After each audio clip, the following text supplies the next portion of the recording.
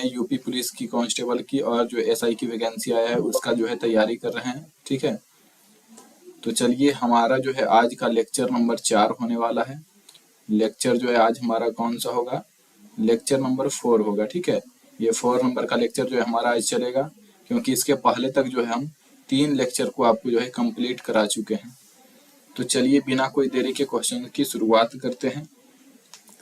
देखिए हमारा पहला क्वेश्चन आपके सामने ये रहा। यहाँ पर क्वेश्चन 26 नंबर क्या कहा गया है, कपड़े का मूल्य जो है 25% कम कर देने पर उसकी बिक्री की मात्रा में 20% की वृद्धि हो गई, तो दुकान की सकल प्राप्ति पर क्या प्रभाव पड़ा। तो फ्रेंड्स क्वेश्चन को करने से पहले हम जो है कुछ बात को समझते हैं। आज जो हमारा क्वेश्चन होने वाला है वो होने वाला है खरीद और बिक्री पर। ठीक है, आज हमारा जो क्वेश्चन होगा वो कीमत, खपत और खर्च पर होगा। ठीक है, या कितना लागत लगा है। ठीक है, कितना लागत लगा है इसको बोल सकते हैं, या फिर लागत बोल सकते हैं। तो देखिए फ्रेंड्स, इसको समझने से पहले हम आपको कुछ बात बोलना चाहेंगे। जैसे किसी वस्तु का कीमत जो है अगर जो महंगा होता है तो हम लोग क्या करते हैं, वस्तु को खरीदना थोड़ा सा कम कर देते हैं, उसका उपयोग थोड़ा थोड़ा करते हैं। ठीक है, तो इस तरीके से हमारा खपत क्या हो जाता है, कम हो जाता है, और हम अपने पैसे को ज्यादा बढ़ाते नहीं हैं। एग्जाम्पल लेते हैं, जैसे 1 केजी आम जो है, 1 केजी आम पहले कितना में आ रहा था, 100 रुपए में आ रहा था। कितना रुपए में, 100 रुपए में जो है मिल रहा था।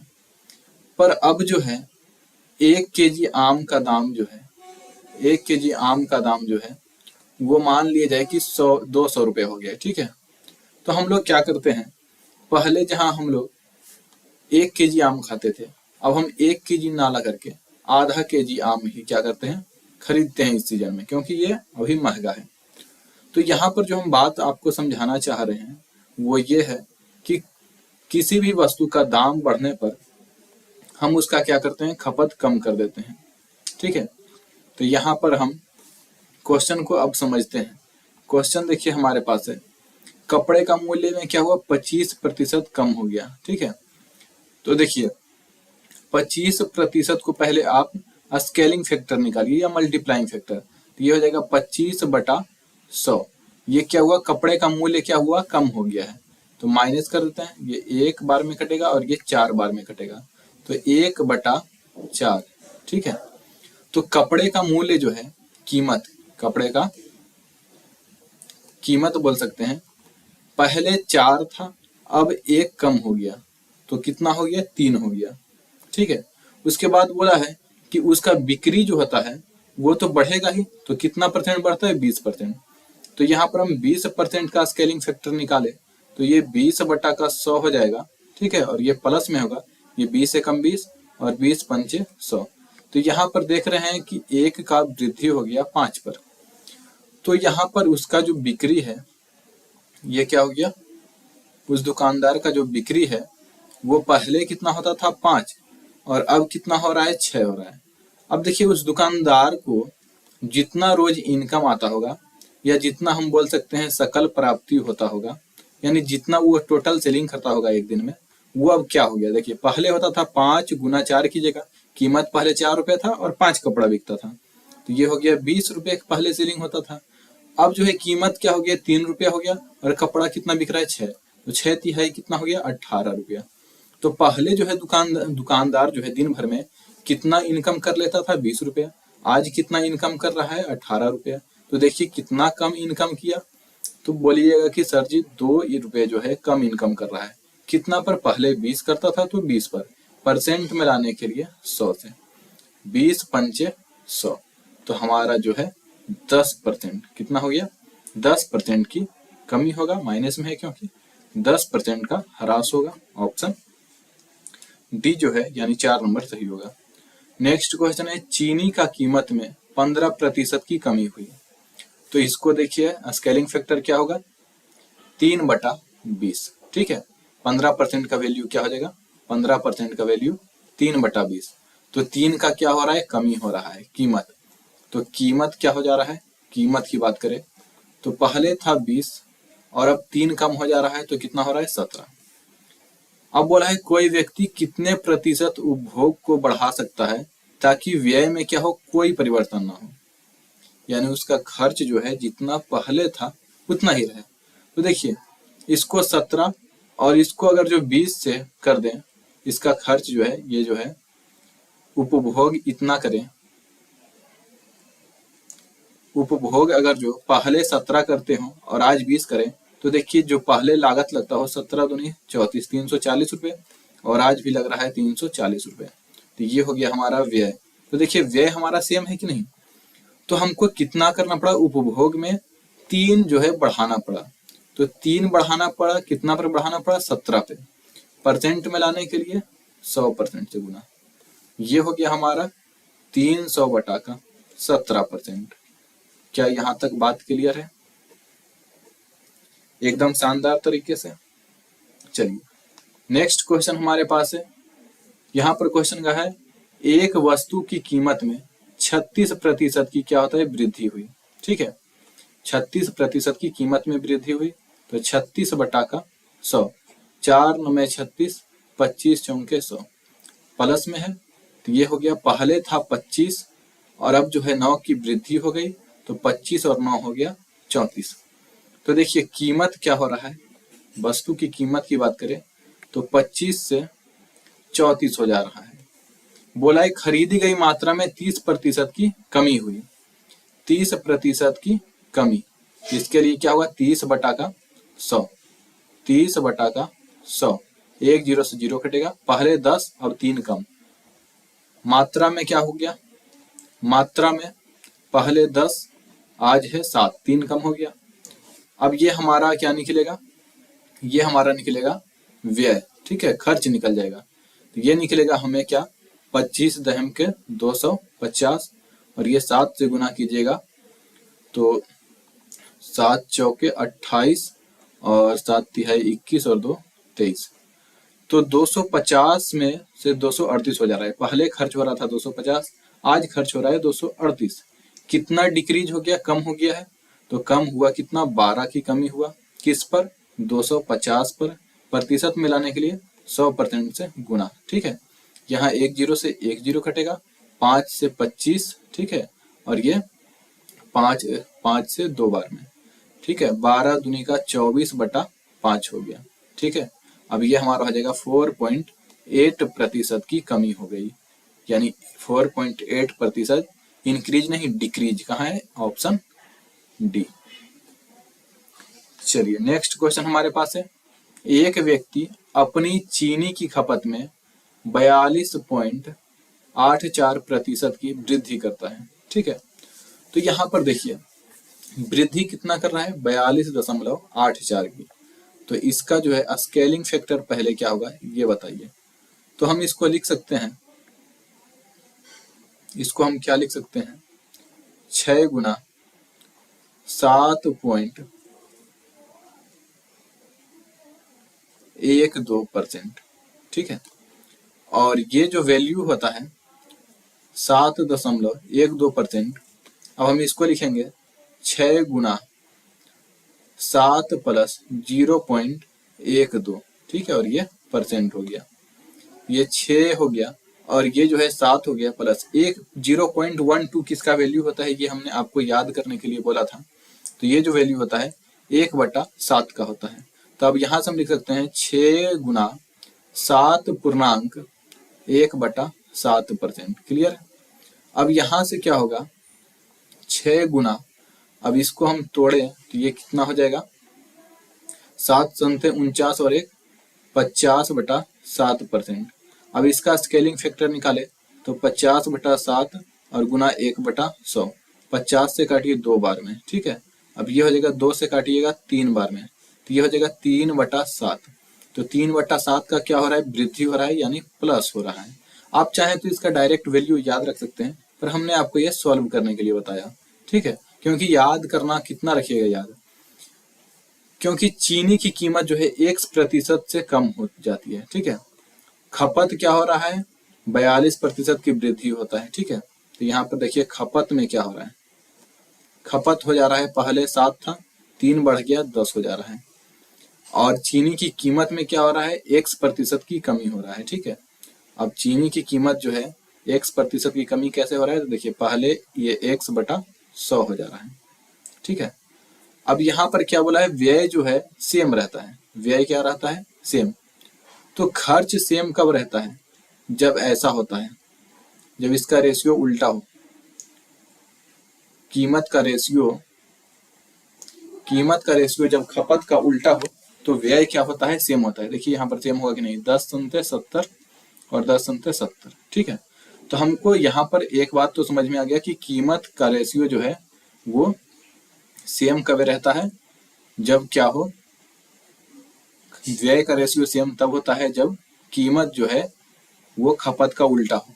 तो कीमत में कितना कमी हुआ, 3 की कमी हुआ, 10 पर हुआ, परसेंट में लाने के लिए 100% से गुना करेंगे, 1 0 से 1 0 कटेगा, ये हो जाएगा 30% की कमी हो गया, 30% की कमी। नेक्स्ट क्वेश्चन, जब किसी वस्तु की मूल्य में 20% की कमी हुई, क्या हो रहा है, वस्तु का मूल्य में जो है 20% की कमी हो जा रहा है। मतलब देखिए 20/100 कमी हो रहा है, 20 से कम 20, 20 पंचे 100, -1/5। तो यहाँ पर कीमत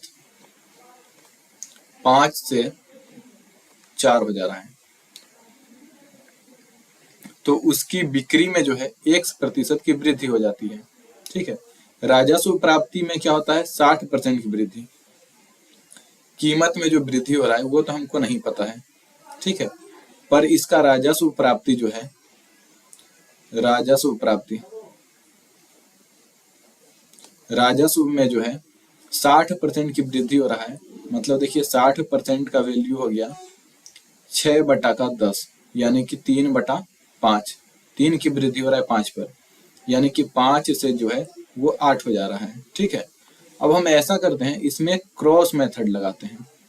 क्रॉस मेथड क्या होता है कि देखिए ये 5 का गुना इधर कीजिए और ये 5 का गुना इधर कीजिए, ऐसा होता है। ठीक है, तो कीमत में क्या हो जा रहा है, पहले देखिए 8 पंचे 40, ये हमारे पास निकल के आएगा, पता है क्या, खपत। क्या निकल के आएगा, बिक्री। ये जो बिक्री है ना, ये बिक्री निकल के आएगा। तो बिक्री निकालने के लिए हम क्या करते हैं, क्रॉस गुना करते हैं, इसको इधर गुना और इसको इधर गुना। तो 8 पंचे हो गया क्या, 40, और ये हो गया 5 चौके 20। तो 40 से क्या हो जा रहा है, 20 हो जा रहा है। बिक्री जो है 40 से क्या हो जा रहा है, 20 हो जा रहा है। ठीक है, तो 40 से 20 हो जा रहा है, तो कमी कितना का हुआ,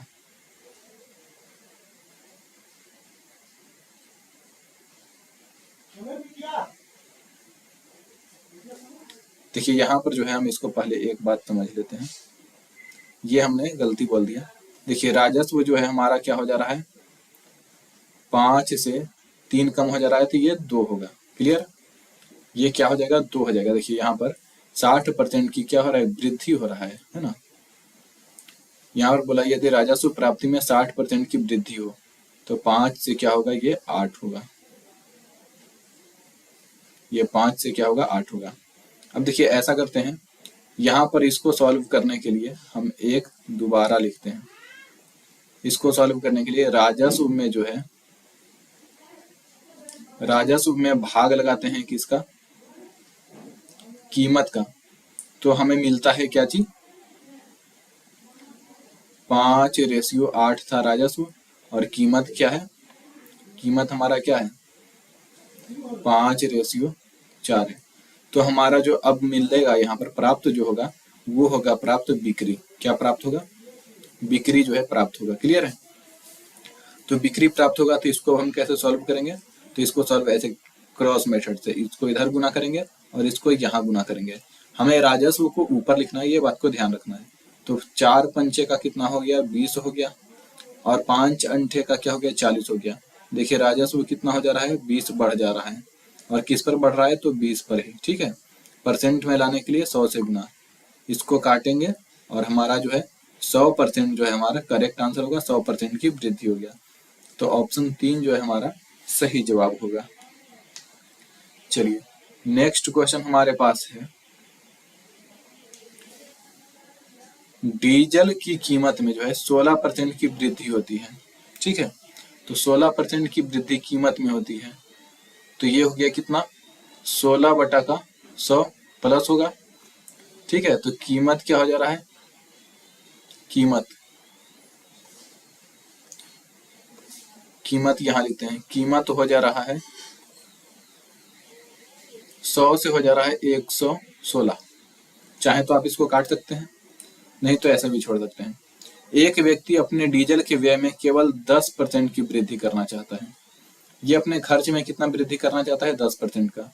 स्केलिंग फैक्टर क्या होगा, ये जो है 10/100 यानी कि +1 करना चाहता है, यानी कि +1/10। ठीक है, तो वो जो है अपना व्यय में जो वृद्धि है वो व्यय 10 से केवल और केवल 11 करना चाहता है।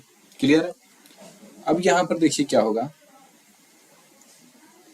अब यहाँ पर चाहें तो आप काट सकते हैं इसको, नहीं तो ऐसा भी छोड़ सकते हैं, गुना करने में आसान होगा। तो देखिए अब हम क्या करेंगे, इसको क्रॉस मेथड से गुना करेंगे, इसको इधर गुना करेंगे और इसको इधर गुना करेंगे, तो ये जो हमारा होगा खपत निकलेगा। तो देखिए यहाँ पर हो गया 1160 और ये हो गया 1100। तो खपत देखिए क्या हो गया, 1160 से 1100, तो कितना 60 की कमी हो गया, किस पर, 1160 पर। परसेंट में लाने के लिए 100% से गुना, 1 0 से 1 0 कटेगा। ठीक है, अब उसके बाद फिर देखिए हमको यहाँ पर सॉल्व करना है, 60/116 गुना 10। यहाँ 4 से काट सकते हैं, 4 दूनी का 8। ठीक है, और 4 9 36, 4 से 15 चौके 60, ये हो जाएगा कितना हमारा 150/29% की कमी होगा। ठीक है, दशमलव के एक स्थान तक जो है हमें मान जो है शुद्ध प्राप्त करना है। तो हम इसको 30 मान ले, यदि देखिए ये 29 है, इसको यदि हम 30 मान ले, एक नीचे हम क्या कर दिए, बढ़ा दिए, तो हमको मान छोटा प्राप्त होगा। तो ये लगभग जो मान हमको है वो लगभग 5 प्राप्त होगा। कितना प्राप्त होगा, 5, क्योंकि हम इसको बड़ा कर दिए हैं नीचे वाले वैल्यू को, इसलिए हमको छोटा मान प्राप्त हुआ। तो 5 से कुछ ज्यादा ही प्राप्त होगा, 5 पॉइंट समथिंग। तो 5 पॉइंट समथिंग देखिए एक ही ऑप्शन है, ऑप्शन 2। तो ऑप्शन 2 हमारा क्या होगा, बिल्कुल सही जवाब।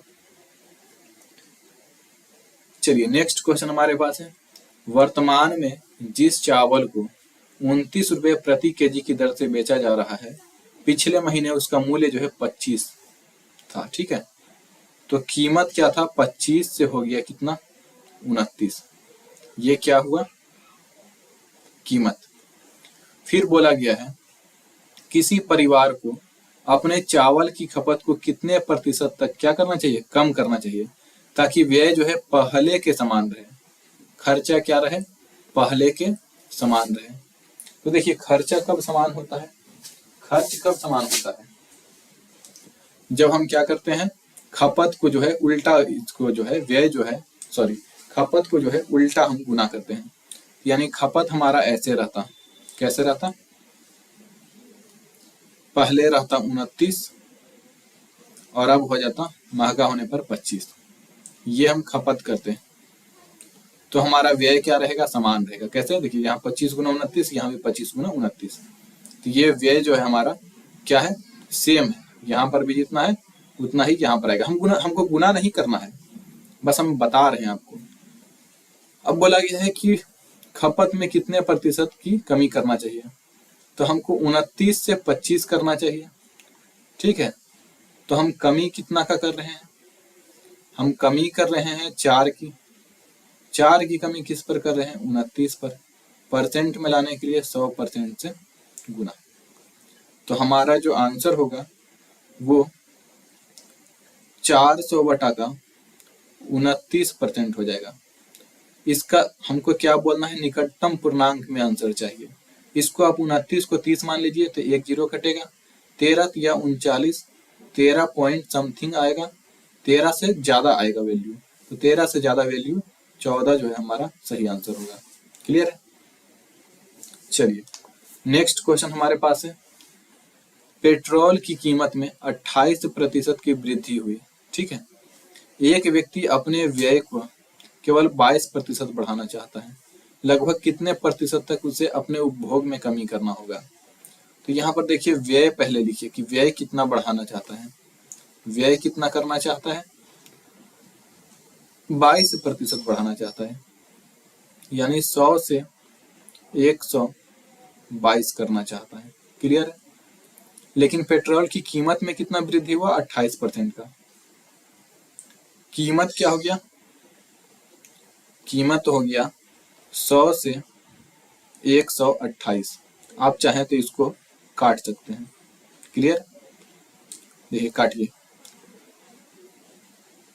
इसको हम 4 से काटेंगे, 25 चौके 100, 4 तिहाई 12, 4 दूनी का 8। क्लियर। अब इसको क्रॉस मेथड से गुना कीजिए, इसका गुना देखिए इधर कीजिए और इसका गुना देखिए इधर कीजिए। तो ये जो है हमारे पास क्या आ जाएगा, ये हमारे पास खपत आ जाएगा। ठीक है, तो खपत आ जाएगा। तो यहाँ पर देखिए अगर जो ये दोनों भी कट रहा है तो इसको हम काट सकते हैं। 2 से देखिए कटेगा कितना बार में, 16 बार में। 2 से कटेगा 2 6 के 12, 2 एकम 2। क्लियर। इसको भी देखिए काट सकते हैं, 25 से 1 बार में, 25 से 4 बार में। अब 4 से गुना कीजिए 16 में, तो 16 चौके 64, और यहाँ 1 से गुना कीजिए 61 में, तो 61। तो खपत का रेशियो 64 रेशियो 61 आ गया। कमी कितना का करना पड़ा, 3 की। कितना पे, 64 पे। परसेंट में लाने के लिए 100 से गुना। 4 से काट दीजिए, 4 चौके 16 चौके 64, और ये 25 चौके 100। हमारे पास आ गया 75 बटा का 16, और 16 पंचे 80, 5 से थोड़ा सा कम, 16 चौके 64, और 64 11 बच गया, और फिर 11 बच गया, 4.7 समथिंग आएगा। ठीक है, तो ऑप्शन बी जो है हमारा क्लियर होगा। चलिए, तो आज जो है हम अपना लेक्चर यहीं तक रहने देते हैं, फिर आपसे मिलते हैं हम नेक्स्ट वीडियो में। तब तक के लिए